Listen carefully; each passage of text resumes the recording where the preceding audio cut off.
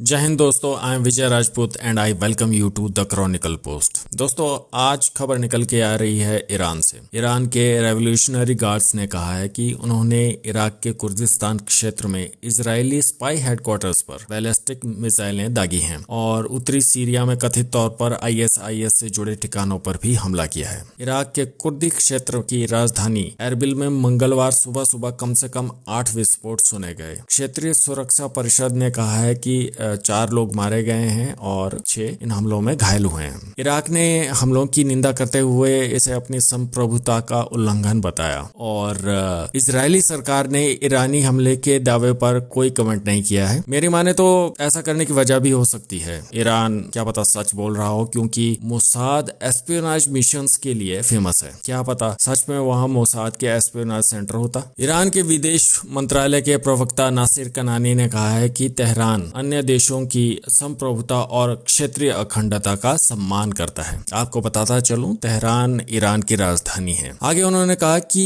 वे राष्ट्रीय सुरक्षा के खतरों को रोकने के लिए अपने कानूनी अधिकार का प्रयोग कर रहे हैं। आपने देख लिया, इराक ने इस हमले की निंदा की, इजराइल सरकार ने इस पर कोई टिप्पणी नहीं की और ईरान ने खुद को बचाने के लिए कहा है कि हम अपने देश की रक्षा कर रहे हैं और हमलों को सही ठहरा दिया। अब आपको यूएसए का ऑफिशियल बयान सुना देते हैं। यूएस डिपार्टमेंट ऑफ स्टेट्स के स्पोक्स पर्सन मैथ्यू मिलर ने ये बयान दिया है सोशल मीडिया प्लेटफॉर्म एक्स पर, जो पहले ट्विटर था। उन्होंने लिखा है कि हम एरबिल में ईरान के हमलों की कड़ी निंदा करते हैं और पीड़ितों के परिवार के प्रति संवेदना व्यक्त करते हैं। हम ईरान के लापरवाह मिसाइल हमलों का विरोध करते हैं और इराकी लोगों की जरूरतों को पूरा करने के लिए इराकी सरकार के प्रयासों का समर्थन करते हैं। एक डिप्लोमेट जो कह सकता था वही उन्होंने कहा। चलिए अब इस न्यूज के पीछे की खबर को जानते हैं। जैसा कि आप जानते हैं कि अक्टूबर में गाजा युद्ध शुरू होने के बाद अमेरिका और अलाइड फोर्सेसों को इराक और सीरिया में दर्जनों हमलों का सामना करना पड़ा था और अमेरिका ने इसका आरोप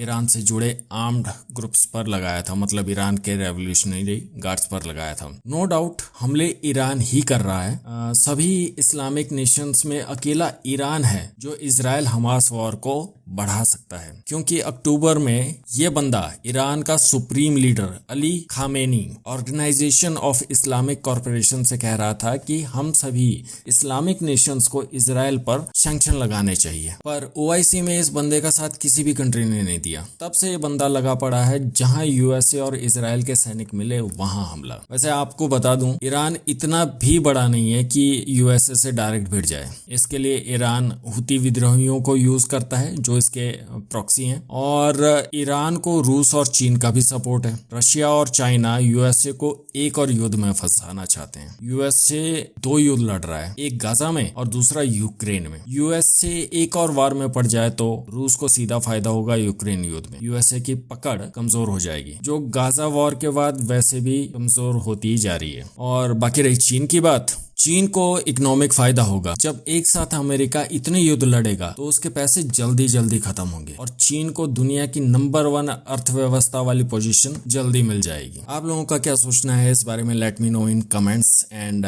do like and subscribe. Peace out.